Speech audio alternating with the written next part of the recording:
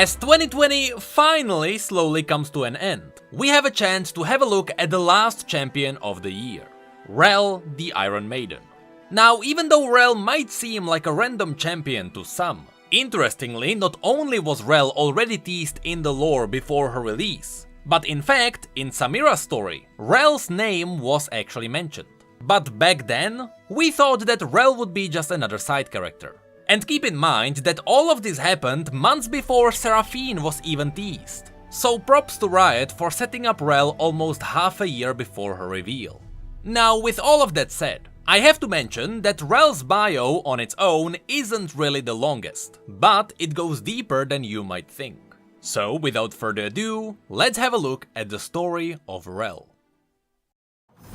Born as the daughter of a Noxian foot soldier and the heir to a fallen noble house, Rell enjoyed neither the wealth of their family, nor the fact that she wasn't allowed to talk to the other children from the lower society.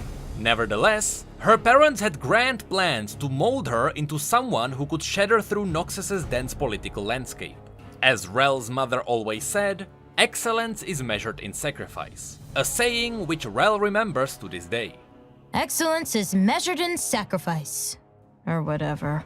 With time, as Rell grew more and more unhappy, her negative emotions sparked something unique within her. A magic unlike anything seen in centuries. The ability to manipulate metal, also known as pheromancy. At least, that's what we learned from her voice lines. They call it pheromancy, metal magic. To Rell's parents, this magic was something to be exploited. For Rell's own sake, of course. And they tried, unsuccessfully, to find a powerful mage who would accept Rell as their apprentice, and shape her into a political or military elite. But before they could find her a fitting master, someone else took notice of the young girl's magic. Seeing in Rell a weapon who could one day face Noxus's most hated ancient foe, a certain pale woman visited the family with a dark bargain. Here we need to stop for a second and talk about what this means, since the story doesn't go deeper into this.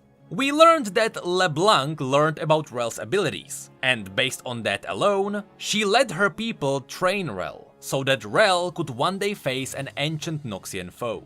Whom, of course, is most likely Mordekaiser, the undying warlord who not only constructed the immortal bastion of Noxus, back in the ancient times before the Rune Wars, but who is also building an ever-growing army in the afterlife, so that one day he could burst through the door between realms hidden at the bottom of the immortal bastion, and conquer Runeterra, which was always his primal goal, even while he was alive.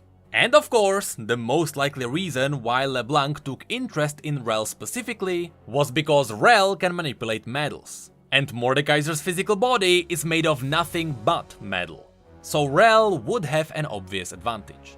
And here's the crazy thing about this. Since Leblanc is recruiting people with unique abilities into the Black Rose to fight one of the biggest threats on Runeterra, this might be hinting at the fact that Leblanc, and in fact the Black Rose, are not necessarily evil. If anything, they seek a way to save Runeterra from its doom. Or at least one of many different dooms. Anyway, back to the story. Soon after Leblanc noticed Rell's abilities, and she approached her parents with a dark bargain, Rell found herself as a star pupil of a very special academy, hidden far from the capital and away from the council's prying eyes. And though they rarely made appearance in her new boarding school, her mother and father never seemed more proud or more hopeful of their daughter's future. It seemed, at least for a moment, that perhaps Rell would be loved again. But then, the true horrors began. Rell was first forced into combat with another student when she was 8, and afterward, a kind of magic sigil was painfully grafted into her arm, amplifying her powers so that she could become even stronger. Yet, while this has been framed as training exercise, Rell never saw the boy again. In fact, she never saw any of her opponents again, despite knowing for certain she did not kill them while fighting. Every day she grew more powerful, honing her magic for martial combat.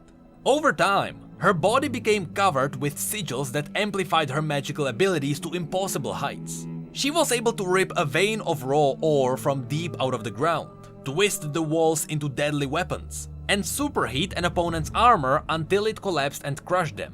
But still, her instructors desired even more from her, because they hoped Rell would become the most powerful soldier the Empire had ever known. On her 16th birthday, after a particularly barbaric duel, she finally had enough. Casting her instructors aside, Rell tore past the guards and ripped open the doors of a forbidden wing of the academy, discovering the true nature of her school. Every opponent she had ever defeated had been nullified, their magic forcibly extracted from them and placed into the very sigils covering Rell's body. These kids were then left as emotionless puppets devoid of memories. This was the price of Rell's power, and she could never give it back. Worst of all, Rell learned who was the headmistress who oversaw this project herself. It was her own mother. All this had been for Rell, she said. After all, excellence is measured in sacrifice. Rell raged. To the small handful of teachers who survived her escape from the academy, it was like the earth had been torn open into a twisting whirlwind of razor-sharp slag. The building ripped itself apart, forming an impenetrable suit of black armor around Rell as she crushed those who stood before her, flattening seasoned soldiers with a lance heavier than a mountain. Of course, Rell was able to do all of that because Noxians have a habit of building everything out of iron. Bursting through the front gate on a steed made out of rippling iron, she led as many of her classmates as she could to freedom, leaving the Rose scrambling to recover the Null, which is the name for the group of the surviving kids, and erase any trace of what their organization had done. But it was far too late. The surviving faculty members began to die in increasingly public ways, and the Null could no longer be kept a secret. Rell is now a threat to Noxus, but not in the way all the posters claim. She is a self-styled defender of the meek, full of unchecked fury, distrustful of everyone, and merciless toward a government that turned a blind eye to years of suffering and abuse. Not because the Empire was personally responsible, but because they stood by and did nothing. Riding atop her iron steed, Rell's eyes are set on nothing less than the complete destruction of Noxus, and saving any children who, like her, survived the Black Rose Academy. And there is nothing in this world that can stop her. Notice how it's said in this world. You know, because there is still Mordekaiser in the other. Now, although that is it for Rell's bio, I quickly want to talk about some of the important bits mentioned here. We already talked about Mordekaiser, and how Leblanc likely wanted Rell to become an ultimate weapon against him. But now, after reading the rest of her bio, you can see how far the Black Rose Academy was willing to go. Anyone Rell defeated was deemed unworthy to fight the ancient evil. So, the Black Rose decided to take the magic away from these kids and give it to Rell instead, because she would have a better use for it. Which, by the way, made me think of Demacia. We learned that Noxus has a way to literally rip the magic from your body, which sounds like something which the Mage Seekers could be interested in. The side effect is that it can also mentally break you or wipe your memory. But after seeing what the Mage Seekers do to the mages they want to cleanse of magic, they are kinda doing it anyway. Regardless, going back to Samira's story, it is interesting to read the part where the soldiers talked about the Null Kit again. And now, the part where we learned that Samira is accidentally working for Leblanc makes a lot more sense. In case you missed it, Samira's agent found her a mission where she was supposed to rescue a kid from a hidden mansion. Samira doesn't know that, but the person who gave her this task was Leblanc. And of course, the kid she was supposed to rescue was one of the kids who survived the Black Rose Academy. Unfortunately for her, Rell got to the mansion before Samira, and so Rell was able to free that kid. It's a really cool tie-in between the two new champions, but I wonder if there will be a deeper storyline between them. Because to me, the part where Rell is running around and saving kids doesn't have a lot more fuel. Instead, I hope the story starts turning towards Mordekaiser. And I hope Rell realizes that there was a good reason why the other kids were sacrificed. To end this video, again, I quickly want to point out that right now, it seems like Leblanc may not actually be evil. It seems like she's looking for a way to stop Mordekaiser from coming back. Which is funny, because Leblanc was one of Mordekaiser's trusted advisors when he was still alive. And she was the one who betrayed him and made his empire fall. So, you know what? Maybe Leblanc is actually evil, and she just wanted to claim the Immortal Bastion for herself. Remember that technically it was Leblanc who started the Noxian invasion of Ionia, and now Leblanc is trying to get Riven's blade for some reason. Maybe all of that is tied to Leblanc getting the Immortal Bastion as well. So it may seem like she's trying to stop a great evil, but in reality, she likely wants to replace that evil with herself, which is another evil. Hold on, we are not done yet. Yesterday, Riot had a stream where they covered some news and where they answered some lore questions. And there we learned some really interesting facts. For example, Rell is powerful beyond imagining. Right now, she could easily destroy Mordekaiser's physical form, although not his immortal soul. And we learned that Swain is among the most knowledgeable beings on Runeterra. He is right beside someone like Aurelian Sol. And it was confirmed that Swain knows about pretty much everything that doesn't predate the existence of Realm, which is the demon of secrets.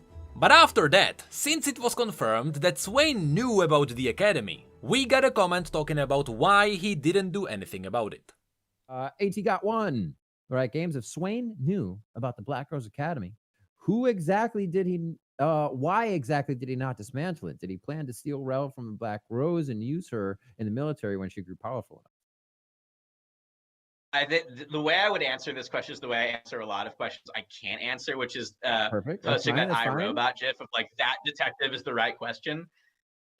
This is a very important question. Is like, Swain knew about this. Why did he let it happen? Right. Swain has a stated goal of destroying the Black Rose at every opportunity. But in this case, he didn't stop this from happening. Why? That's a really good That is a very important question.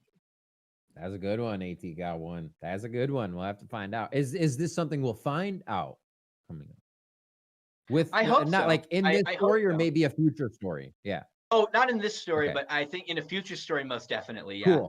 Cool. Like I said, Noxus is in for some timeline. Oh, dude, Noxus is in for some bad stuff. Noxus is in for some real bad times. How ironic.